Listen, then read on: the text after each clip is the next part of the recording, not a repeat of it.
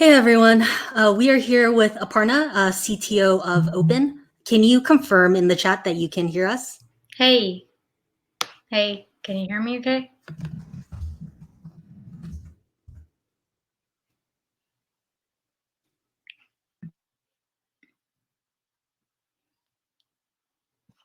Okay, cool.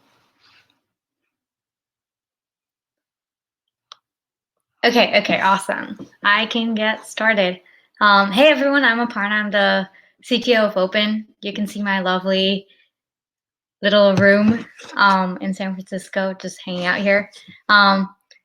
Today I'm going to talk about safe composability. How does this?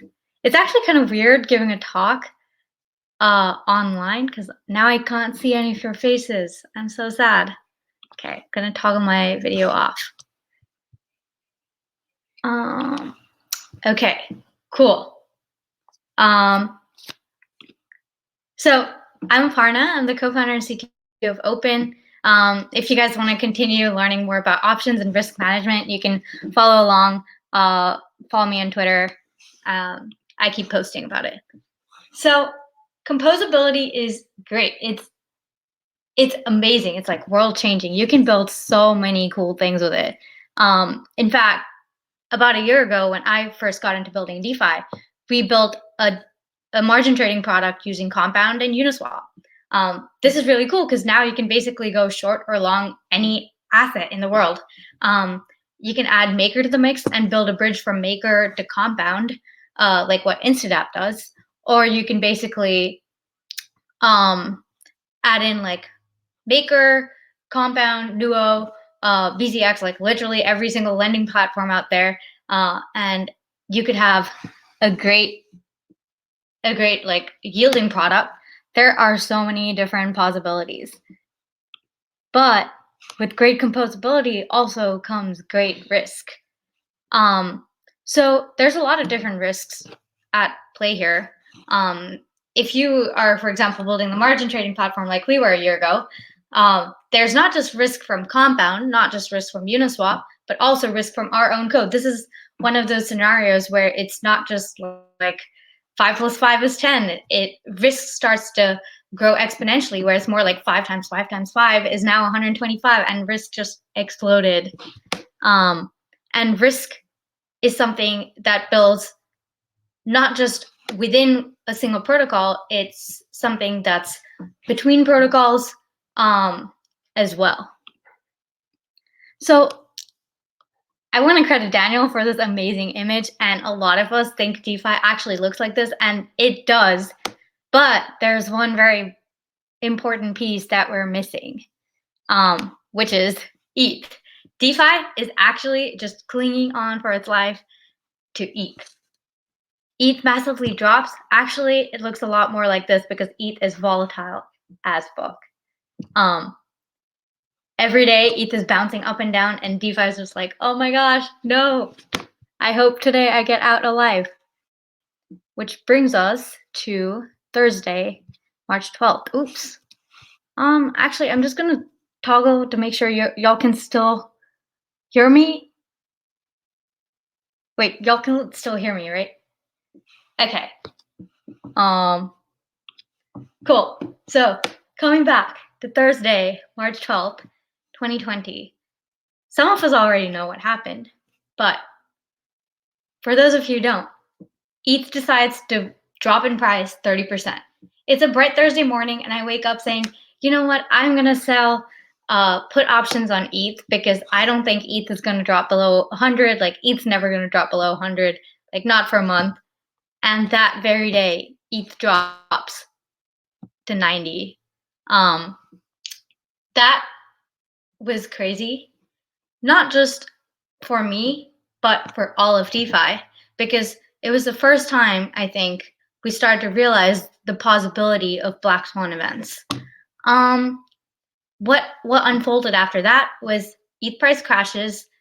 Everyone in DeFi rushes to save their positions across different platforms, causing the blockchain to congest. The blockchain's congested, gas prices are high, which means now a lot of the incentives which were so-called in place no longer make sense.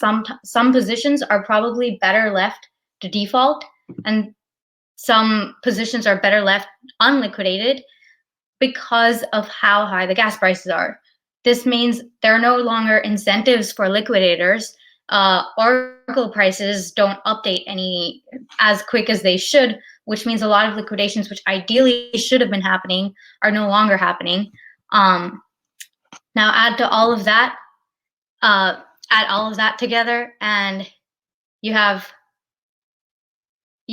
exactly what happened with Maker, where some keeper bots or some liquidators basically paid 0 DAI for liquidations and got a ton of ETH out of Maker. Now, we came out alive from Thursday, March 12th, and this is great, but this does not mean this event can't happen again. If anything, if ETH were to just drop a little more, let's say ETH dropped by 40% that day or 50% that day, we could have very well ended up in a situation where Maker issued emergency shutdown. If Maker issues emergency shutdown, DAI is no longer functional, which means every single lending platform out there that uses DAI as collateral is probably going to have a bank run, which is exactly what happened in the 2008 financial crisis. And one thing after another starts falling, and then what's left of DeFi? Probably Uniswap, because they were still doing great volumes, but other than that, nothing. The point of all of this was not to bring in a pessimistic worldview, rather to bring in awareness of the fact that mathematical modeling and probabilistic thinking about Black Swan events is okay, but the dangers that come with Black Swan events is something we should still be mentally prepared for. And when these events happen, a lot of assumptions that we build our systems on all start to fall one after the other. And maybe something we should think about is, how do we set breakpoints even as the entire system is starting to collapse? How do we prevent DeFi from falling like the stack of dominoes? Well, the first and best way is probably to be aware of what the different risks are. So there's a lot. The biggest one is ETH price volatility. Like we saw on 12th March, ETH goes up and down. If ETH goes more up and down than what we expected to, it leads to chaos. The next biggest thing is ETH scalability. Is ETH going to scale? Is there going to be a 2.0? Or is the current ETH scalability sufficient for us for all of the liquidation assumptions that we've made, or all of the different economic assumptions we've made about how systems in DeFi work? For example, what happens when gas costs start to skyrocket?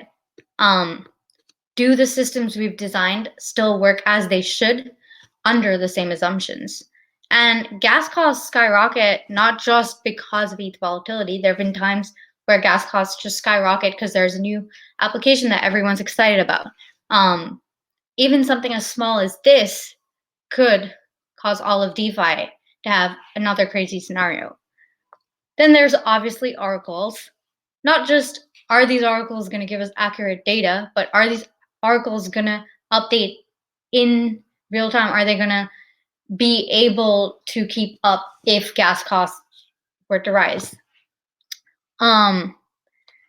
Then, of course, there's inter-protocol risk. So there's not just risk within each individual DeFi project. There's also this added risk of just as long that starts to multiply between different projects. For example, the flash loans attack that we saw with DZX. Smart contract hacks and vulnerabilities seem like bread and butter in comparison to all these other risks. And then there are financial risks, which are example like bank runs on every single lending platform, including Compound DYDX, or the BZX type of situation. What happens when markets have less liquidity than we expected them to? Will people still be able to close out positions? Will people still be able to take their money out as they expected? These are all very real financial risks. And then there's forking of the Ethereum blockchain itself. If there's a lot of value locked in a certain protocol, like, would it be in financial incentive for miners to just fork away the blockchain because of how much value captured there is in a certain application layer that they could profit from? There's real risk there. And then, of course, admin key and governance risk. Now, there's a lot going on there, but how do you actually mitigate these risks? How do you get started? Well, one way is being very intentional about the risks that you are okay with, but also very clear about what risks you're not okay with and you want to mitigate. One way of doing that is just by setting breakpoints between the different risks, kind of just like isolating the different risks. So one way to do that is using a tool like Opyn. Opyn allows you to use options to help you isolate different risks. So one product that you can currently use is protecting against ETH price volatility. If ETH price crashes, as someone who buys a protective put option, you are basically holding the right but not the obligation to sell your ETH for a fixed amount of USDC. Now, this means a lot of cool things. If you can start to assume that if you're okay with the risk of USDC and USDC admin risks and Circle not collapsing, but you want to just mitigate the ETH price volatility risk, you could basically buy yourself a put option on ETH. That way, you've basically capped your downside, but you keep your upside. Another way of isolating risk is a product that we have on CDAI. So basically, protection on any kind of technical or financial issues that could arise from Compound or DAI or the interaction of both of these platforms can be protected if, for example, you buy a protected put option on CDAI. This protected put option on CDAI may not protect you against ETH price volatility risk, but it can protect you against other risks within both just Compound and DAI ecosystems. Another experiment that we ran was with the iron team, where we basically batched risks in iron, Compound, CDAI, DAI, USDT, and isolated all of that risk with a put option on iron. Now, all of these are really cool tools, and you can basically figure out which risks you want to take on and which risks you don't, and basically compose a solution using an option to isolate separate risks. Another solution is if you choose to diversify your collateral. So kind of like what Maker is doing, where they have more than just ETH as collateral. They're now allowing USDC as collateral. Another way of thinking about risk is also diversifying platform dependency. So, for example, if you build on Compound, Maker, Nuo, do you want your product to fail if any of the underlying fail? Or are you okay? Can you create a mechanism by which your platform can still remain functional, even if one of the one of the three fail, or two of the three fail. And there are definitely different ways of thinking about or architecting something like that. The most important way of mitigating risk is by educating your users about the intentional decisions that you've made around risks that you're taking on with your platform, so that users don't lose money in unexpected ways. The worst experience for any DeFi user is to lose money in a way that they didn't expect. And so education plays a big part.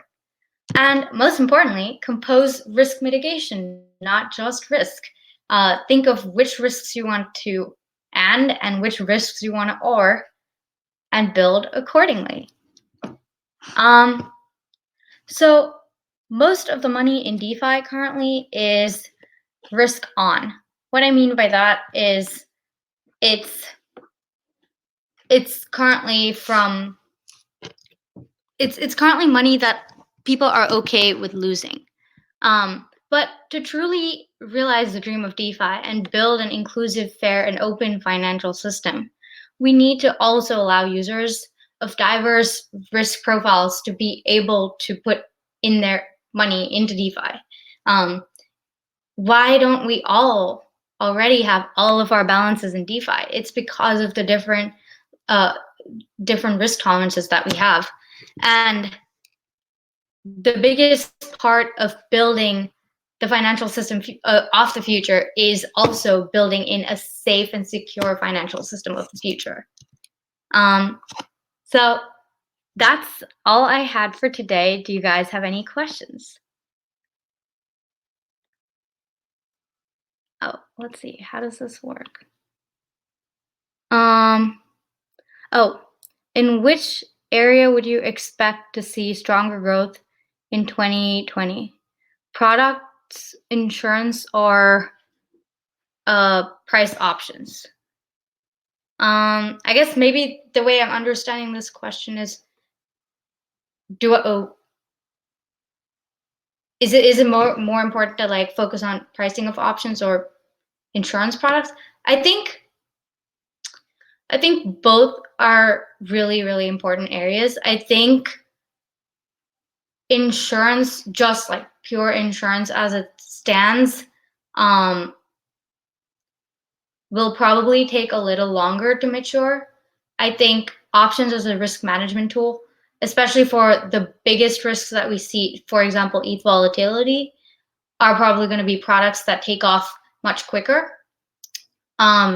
So I would probably say around options and like around options pricing, around how to make options be very liquid would be the biggest area of growth in 2020.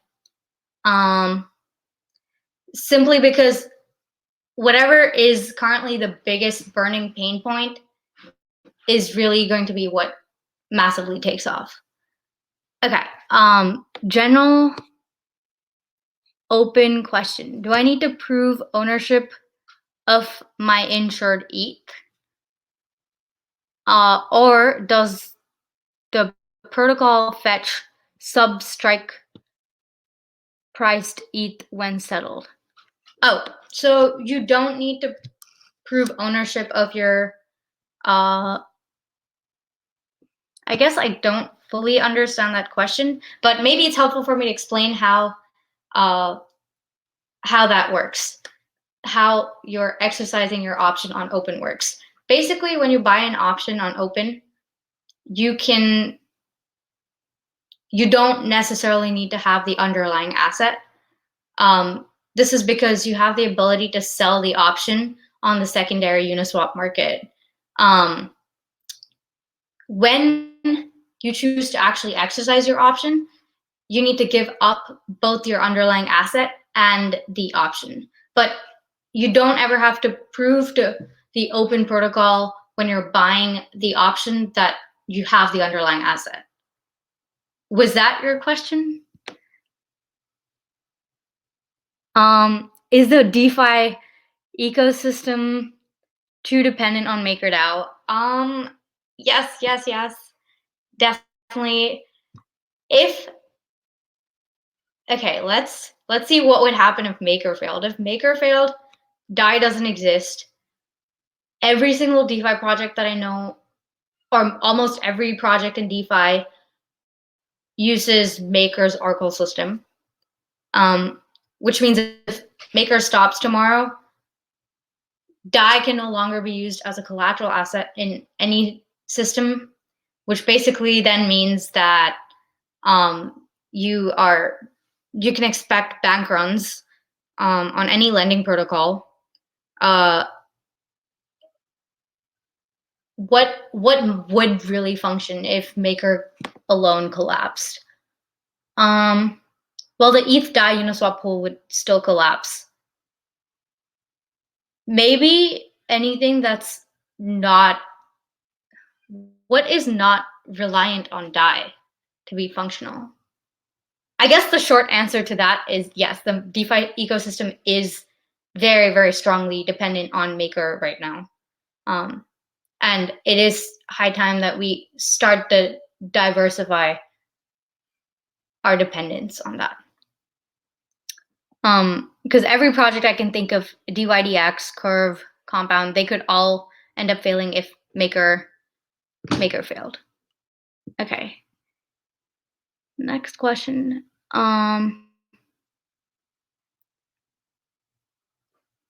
What is the business cases nowadays and where?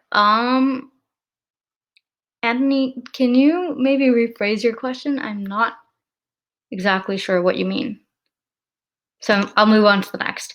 What if platforms fail, like say DYDX? How does Opyn deal with insurance? Okay, so the way Opyn does insurance is using protective put options. So for platforms that already have a token that prove that you have money in that platform, Opyn basically can issue a put option on that token. So for example, on Compound, Opyn can issue a put option on the CDAI token. On a platform like DYDX, if you just wrap around DYDX and create a token anytime someone puts money into DYDX, Opyn can basically create a put option on this wrapped DYDX token.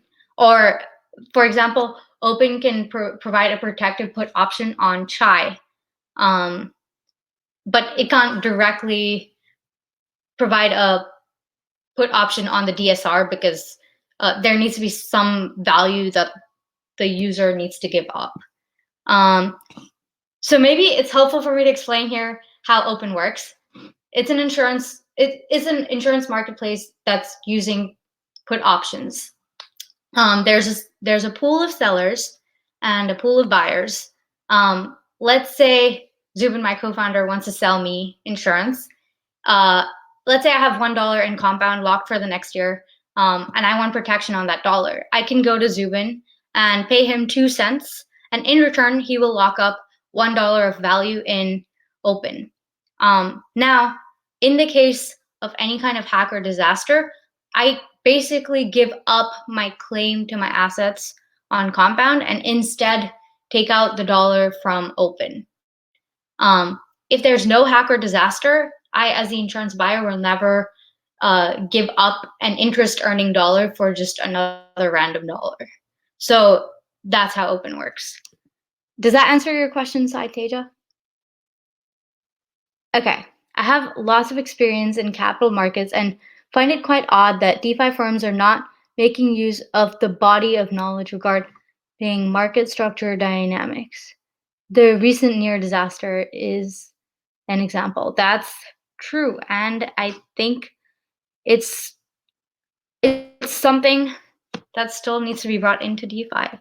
Would love more people like you to enter DeFi and bring in some of this knowledge as we build out a safer DeFi.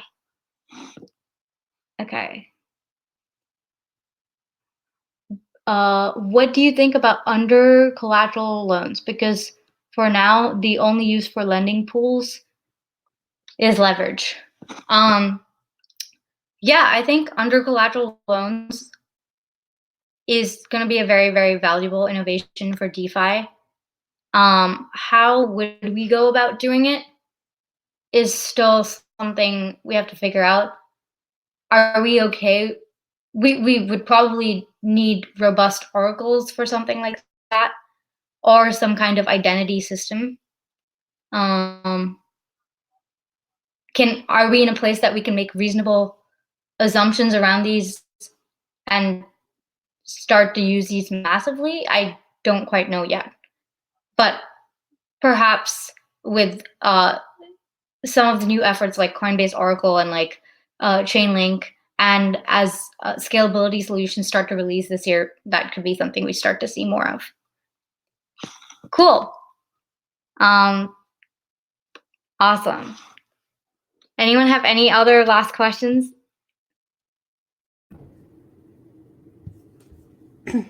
All right, so final questions. If not, we're going to take a short break before our next session. So ask more questions if you can.